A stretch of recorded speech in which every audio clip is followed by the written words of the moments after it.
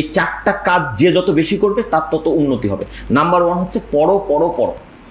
পড়ার কোনো বিকল্প নাই। আপনি যতই ডিজিটাল হয়ে যাক, 99.99% যদি ডিজিটালাইজেশন চলে আসে, তারপর আমি বলবো যে অ্যানালগের প্রয়োজন কমবে না, কারণ মানুষ নিজে অ্যানালগ প্রাণী।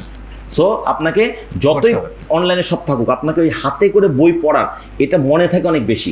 প্রত্যেকে পড়তে হবে। পৃথিবীতে যত সফল ব্যবসায়ী বলেন, যত উদ্যোক্তা বলেন, সবার কমন একটা বৈশিষ্ট্য হচ্ছে তারা পড়াশোনা করে। এবং বিল গেটস বলেন বা আদার্স অন্যরা বলেন, মার্ক জুকারবার্গ বলেন, এরা কিন্তু আমার আপনার চাইতে কম শিক্ষিত প্রাতিষ্ঠানিক শিক্ষা অনুযায়ী, কিন্তু এই জায়গায় পৌঁছেছে। বিল গেটস কি বলছে আমি প্রতি সপ্তাহে একটা করে বই পড়ি। মার্ক জুকারবার্গ কি বলছে? প্রতি 15 দিন একটা করে বই পড়ি। এবং এই বই পড়ার বিদ্যা দিয়ে আমরা যা অর্জন করি, যা অভিজ্ঞতা হয়, সেটাকে কাজে লেগে আমরা প্রতিষ্ঠানকে এত বড় করেছি। সো পড়ার কোনো বিকল্প নাই। যদি আমি একটু ধর্মীয় পয়েন্ট অফ ভিউ থেকে বলি, পবিত্র কোরআনে 114টা সূরা আছে। সূরা ফাতিহা থেকে শুরু, নাসে গিয়ে শেষ।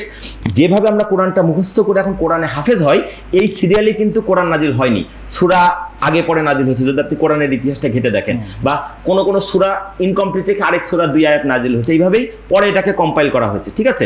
একদম প্রথম হেরা গুহার যখন রাসূলুল্লাহর কাছে খবর এলো, জিবরাইল আলাইহিস সালাম বললেন যে আপনাকে আল্লাহ রাসূল নির্বাচিত করেছেন বা মনোনীত করেছেন, তখন প্রথম যে আয়াতটা বলেছিল তার প্রথম শব্দটি ইকরা, পড়ো। আপনি একটু এইভাবে চিন্তা করেন যে জিবরাইল আলাইহিস সালাম আল্লাহর হুকুম প্রাপ্ত হয়ে রাসূলুল্লাহর কাছে এসে প্রথম শব্দটা উচ্চারণ করার পরে আল্লাহ তাআলা তার ডিসিশন চেঞ্জ করলেন। রূপক অর্থে ধরেন যে আমি আর মানুষকে হেদায়েত করব না, ততক্ষণে জিবরাইলের মুখ থেকে একটা শব্দ বেরিয়ে গেছে। এরপরে আল্লাহ বললেন স্টপ জিবরাইল। তাহলে পৃথিবীতে যদি আল্লাহ তাআলার কাছ থেকে মহামাধ্যমের মাধ্যমে একটা শব্দ এসে সব থেমে যেত, সেটা হতো পড়ো।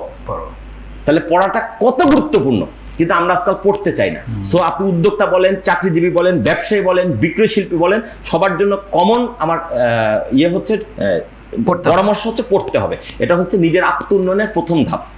দ্বিতীয় ধাপটা হচ্ছে, আমি এটা সবসময় আমার ছেলে মেয়েদেরকে বলি যে প্রতিদিন অন্তত 1 পৃষ্ঠা পড়ো। অবশ্যই 10 মিনিট পড়ো। হ্যাঁ, একটা লাইন না, নতুন কিছু না শিখে তুমি খাইতে যেও না, ঘুমাইতে যেও না।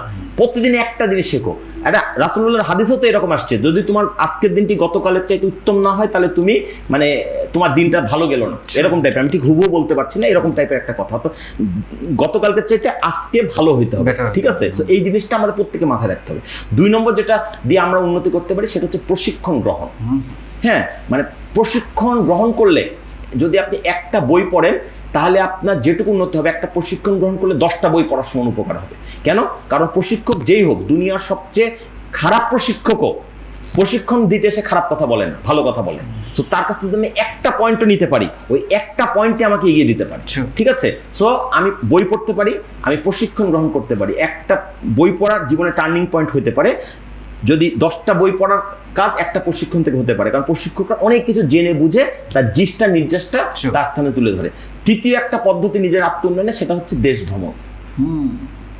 আপনি যত ঘুরবেন তত আপনার জ্ঞান, গরিমা, ম্যাচুরিটি আসবে। ইভেন নিজের দেশটা তো বটেই। আমি তো বলবো যে আপনার প্রথম কাজ হওয়া উচিত ব্যবসা শুরু করার আগে 64 জেলায় গিয়ে 1 ট্রাক করে কাটায় আসা। বা এখন যারা এই ভিডিওটা দেখছেন তাদের কাছে আমি রিকোয়েস্ট করতে পারি যে আপনারা এখন তালিকা করেন যে কার কয়টা জেলা বাকি আছে, এবং শপথ নেন যে আগামী 3 মাস বা 6 মাসের মধ্যে আমি জেলাগুলোই একবার করে হলেও 1 রাত ওখানে কাটিয়ে আসবো। এর থেকে যে অভিজ্ঞতা হবে, এটা কিন্তু আবার এই 50টা বই পড়লে অভিজ্ঞতার সমান হবে। ঠিক আছে? ভ্রমণ আমাদেরকে জ্ঞান অর্জনের প্রশিক্ষণ এবং বই পড়ার চেয়ে তো গুরুত্বপূর্ণ ব্যাপার। ঠিক আছে? দেশের মধ্যে বটেই, সম্ভব হলে দেশের বাইরে। এবং জ্ঞান অর্জনের জন্য আপনি যত দূরে যাবেন আপনার জন্মভূমি বা অবস্থান স্থল থেকে, এবং যত বেশি দিন অবস্থান করবেন, আপনি তত বেশি জ্ঞানী হতে পারবেন। আমি একটু মজা করে বলি যে দেশের বাইরে গিয়ে যদি 100 দিন কেউ সার্ভাইভ করতে পারে, সেটা একটা প্র্যাকটিক্যাল PhD ডিগ্রি অর্জনের সমান। ঠিক আছে? কারণ আপনার তখন যেখানে আপনার ভাষাগত মিল নাই, খাদ্যগত মিল নাই, কালচারগত মিল নাই, নিয়মের আইন অন্যরকম, আপনি কিছু জানেন না, ওই জায়গায় যদি 100 দিন টিকে থাকতে পারেন, এটা একটা PhD ডিগ্রির চেয়ে তো কঠিন কাজ। সো আমাদেরকে সুযোগ পেলে ঘোরা উচিত, যার যা সাধ্য আছে। এবং আমি বলি না যে আপনাকে শুধুমাত্র ইংল্যান্ডে যেতে হবে, শুধুমাত্র আমেরিকাতে যেতে হবে, শুধু ইউরোপে যেতে হবে। ভাই, বাংলাদেশের চারিদিকেই তো ভারতের অনেকগুলো শহর আছে, তো ওখানে ঘুরে আসেন না যদি আপনার সুযোগ থাকে, সামর্থ্য থাকে। এমন অনেক জায়গা আছে আমাদের পার্শ্ববর্তী দেশে, যে বাংলাদেশের ওই কোন একটা জেলায় যাওয়ার চাইতে ওই জায়গায় গেলে আপনি অল্প খরচে ঘুরে আসতে পারবেন।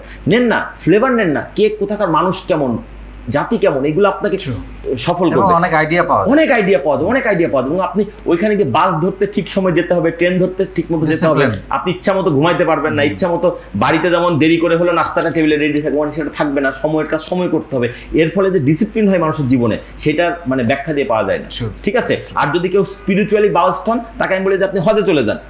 এটা আপনার এক ধরনের ধর্মীয় কাজও হবে, পাশাপাশি আপনার ওখান থেকে এটা তো একটা ভ্রমণ, আমি এত দূর যাচ্ছি, ঠিক আছে, যেখানে সারা বিশ্বের মুসলমানরা যাচ্ছে, এটা একটা কাজ হতে পারে। আচ্ছা, তাহলে প্রথম বললাম বই পড়া, দ্বিতীয়টা বললাম আমি প্রশিক্ষণ গ্রহণ, তৃতীয়টা আমি বললাম ভ্রমণ, এবং চতুর্থটা হচ্ছে বন্ধু নির্বাচনে সতর্ক হন।